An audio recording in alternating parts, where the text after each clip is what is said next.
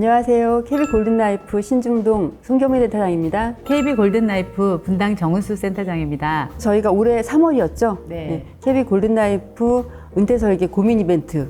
당신의 은퇴 고민 무엇인가요? 거기에 응모하셨던 고객님들의 고민을 가지고 오늘 함께 해보려고 하는데요. 564건의 고민 중에는 재무적인 내용이 많았지만 은퇴하셨거나 은퇴를 앞두고 느끼시는 가족관계에서 오는 불편감이라든가 정서적인 어려움에 관한 질문도 꽤 많았는데요. KB 헤아림을 통해 평소 KB 직원들의 정신건강을 지켜주시는 전문 상담사인 직원만족부의 김진경 과장님을 모시고 오늘 고민 하나하나 풀어보도록 하겠습니다. 안녕하세요, 과장님. 안녕하세요. 네, 안녕하세요. 오늘 이렇게 나와주셔서 감사합니다. 저희 평소 KB 헤아림 힐링 스토리를 통해서 많은 도움 받고 있는데요. 그래도 잠깐 우리 소개를 좀 부탁드리겠습니다. 저는 전문 심리 상담사로 일하고 있는 임상심리 전문가 직원만족부 김진경 과장이라고 하는데요. 저에 대해서 간단히 소개를 해드리자면 우리가 살아가다 보면 이런저런 스트레스를 많이 받곤 하잖아요. 그럴 때 생각이 복잡해지고 마음이 힘들어지는데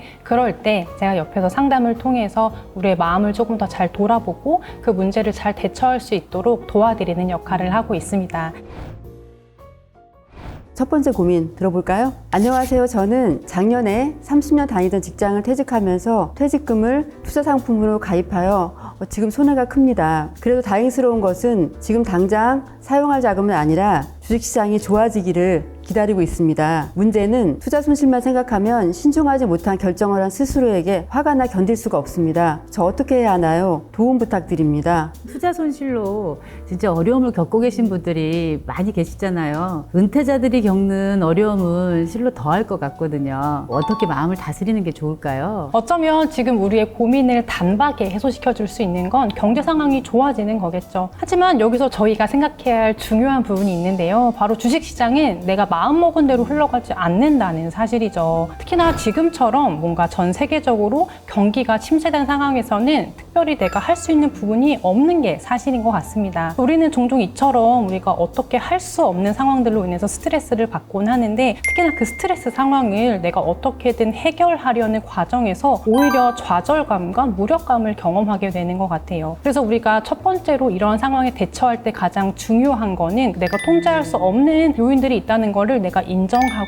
받아들이는 게 중요할 것 같습니다. 그리고 두 번째로는 나의 하루를 살아가는 건데요. 내 삶의 포커스를 투자나 손실 그 자체에 두는 것이 아니라 예를 들어서 기상시간을 정해서 그걸 지킨다든지 규칙적인 식사나 운동 등을 통해서 일상의 루틴을 회복하는 겁니다. 하루하루를 그에 집중하다 보면 내가 정해놓은 것을 해냈다는 소소한 성취감을 내가 경험할 수 있게 되고요. 그렇게 되면은 나를 불편하게 했던 부정적인 감정들도 차차 사라질 수 있게 되는 거죠. 과장님 솔루션 잘 들었습니다. 내가 어쩔 수 없는 부분을 인정하고 받아들이는 게 필요하다. 이 부분이 되게 많이 와닿아요. 그럼 이제 두 번째 고민 들어볼까요? 네. 저는 내년에 퇴직을 앞두고 있습니다. 그동안 가장의 역할에 충실한다고 열심히 일만 하며 살다 보니 어느새 가족과 소원해진 느낌입니다. 가족들에게 어떻게 다가가야 할까요? 라고 고민을 말씀해 주셨습니다. 과장님 이럴 때는 어떻게 대처해야 할까요? 사실 내가 열심히 일을 했던 이유가 우리 가족이 모두 행복하기 위해서였잖아요. 네. 그런데 내가 일에 집중하다 보니까 오히려 가정에서 나의 자리를 지키는 게 조금 더 어려워진 것 같아요. 가족과 함께 보냈던 시간이 많지 않았다면 그만큼 서로를 이해하는 시간이 좀 필요할 것 같은데요. 이를 위해선 서로 간의 대화가 아마 필요하지 않을까 싶습니다. 가장 간단하게는 상대가 하는 말의 흐름을 따라가면서 그에 맞게 맞장구를 쳐주는 게 굉장히 중요하고요. 또 제가 알려드리고 싶은 건 상대가 하는 이야기에 대해서 미리 판단하지 않는 겁니다. 우리는 대화를 할 때 상대방에 대해 어떤 기본적인 인상을 갖고 대화를 하게 되는데요. 그래서 내가 그 사람에 대해서 생각하고 있던 어떤 이미지나 모습에 근거해서 상대방이 하는 말을 거의 자동적으로 해석하곤 하거든요. 근데 이렇게 하다 보면은 우리가 상대방이 하는 말의 의미를 오해하게 될 수도 있다는 거죠. 그렇기 때문에 우리는 나의 판단을 잠시 내려놓고 그 사람이 전하려고 하는 내용이 무엇인지 거기에 집중할 필요가 있다는 겁니다. 그리고 가능하다면 그 메시지에 담겨있는 감정이 무엇일지 생각해 보는 건데요. 예를 들어서 시험을 망치고 온 자녀가 어제 일찍 자지 말고 공부 좀 더 할 걸 이라고 얘기를 했을 때 그러게 어제 왜 그렇게 일찍 전화했다. 엄마가 공부 좀 더 하고 자라고 했잖아. 엄마 말 좀 듣지 라고 보통 이야기들을 하시잖아요. 하지만 우리가 그렇게 얘기하기보다는 그래 우리 딸이 어제 일찍 잔 게 후회되는구나. 속상하지 라면서 그 감정을 먼저 알아주시는 거죠. 그러면 이 자녀는 부모님이 내가 힘들어하고 속상해하는 마음을 알아준다고 느껴요. 공감받았다고 생각을 하는 거죠. 그러면 이 관계는 어떻게 될까요? 상대가 나를 이해하고 있다는 생각이 들면서 서로를 향해 마음을 열게 되는 거예요. 조금 더 솔직한 생각과 마음을 나누기가 쉬워지고 그러다 보면 관계가 더 가까워질 수밖에 없지 않을까요? 맞아요. 생각은 그렇게 하고 있는데 말이 왜 그렇게 안 나갈까요? 참. 네. 세 번째 고민은 또 무엇일지 한번 알아보겠습니다. 얼마 전 저랑 친한 동기동창이 암으로 투병하다 작고하였습니다. 가족 부양한다고 열심히 일만 하다가 먼저 간 친구를 보니 인생 살맛이 안 납니다. 가족도 보기 싫고 모든 게 짜증이 납니다. 저는 어떻게 살아야 할까요? 이제는 삶의 의미를 모르겠어요.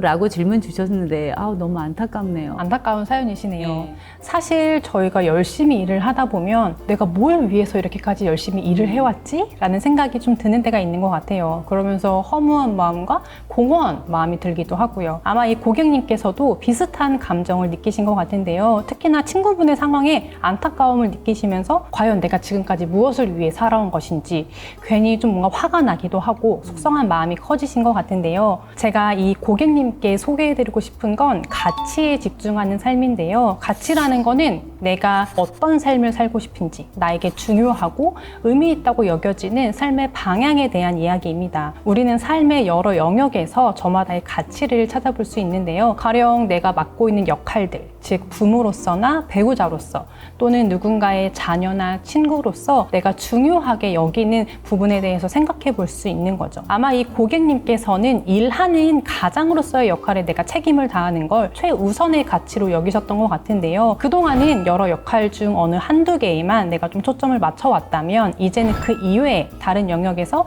내가 생각할 수 있는 가치가 무엇인지 한번 생각해 보시면 좋을 것 같아요. 사실 우리가 삶의 가치에 대해서 생각을 해보고 나에 대해서 알아야 한다는 말이 조금은 낯설고 어렵게 느껴지실 수도 있지만 이번 기회를 통해서 내가 무엇을 좋아하고 무엇을 원하는지, 과연 내가 추구하는 가치는 어떤 것일지 생각해 보신다면 나에 대해서 조금 더 잘 이해하고 나의 삶을 조금 더 주도적으로 건강하게 그리고 활기차게 살아가실 수 있지 않을까 생각합니다. 오늘 정말 중요한 정신건강에 대해서 상담해 주신 김진영 과장님께 다시 한번 감사드립니다. 과장님, 마지막으로요, 혹시 이런 고객님들이 이용할 수 있는 상담 서비스나 또 좋은 팁 있으면 좀 알려주시겠어요? 사실 인터넷에 심리상담센터를 검색하면 굉장히 많은 센터들이 나와서 내가 이 중에서 어디를 가야 할까 좀 고민이 되실 것 같아요. 그래서 오늘은 제가 이 부분에 대한 팁을 알려드리려고 합니다. 심리상담과 관련된 자격증은 굉장히 많은데요. 그 중에는 공인되지 않은 자격들도 좀 다소 있는 게 사실이에요. 우리가 조금 더 안전하고 검증된 상담을 받기 위해서는 공인된 자격증을 가진 선생님을 찾아가는 게 좀 중요할 것 같은데요. 여기 자막으로 안내되어 있는 자격증을 가진 선생님을 찾아가신다면 보다 전문적이고 안전한 심리상담을 받으실 수 있지 않을까 생각합니다. 그리고 두 번째로 중요한 거는 심리상담에 대한 우리의 인식인 것 같은데요. 사실 여전히 많은 분들께서 심리상담이라고 생각을 하시면 그거 이상한 사람만 가는 거 아니야? 혹은 이런 정도의 문제로 내가 상담센터나 병원을 찾아가도 될까? 이거 그냥 나 혼자 해결할 수 있는 문제 아닌가? 라고 생각하시는 경향성들이 있으신데요. 사실 이 심리상담이라는 거는 어떤 특별한 문제가 있을 때만 내가 받을 수 있는 게 아니거든요. 일상적인 고민들 혹은 내가 지금 이 스트레스 상황을 어떻게 해야지만 조금 더 잘 다룰 수 있을지, 그리고 나에 대해서 조금 더 잘 알아가는 과정이라고 생각해 주시면 좋을 것 같습니다. 네, 오늘 좋은 말씀 감사합니다, 과장님. 우리는 항상 어려움에 직면하게 되는데요. 그때마다 내 옆에서 나를 응원해주고 격려해주는 따뜻한 가족과 위로의 말 한마디를 나눌 수 있는 지인들이 있다면 훨씬 안정되고 편안한 노후 생활이 되지 않을까요? 지금 옆에 계신 분들과 고맙다라는 인사와 손을 잡는 따뜻한 스킨십으로 오늘 이 시간을 마무리하면서 다음에 더 좋은 콘텐츠로 찾아뵙도록 하겠습니다. 감사합니다. 감사합니다.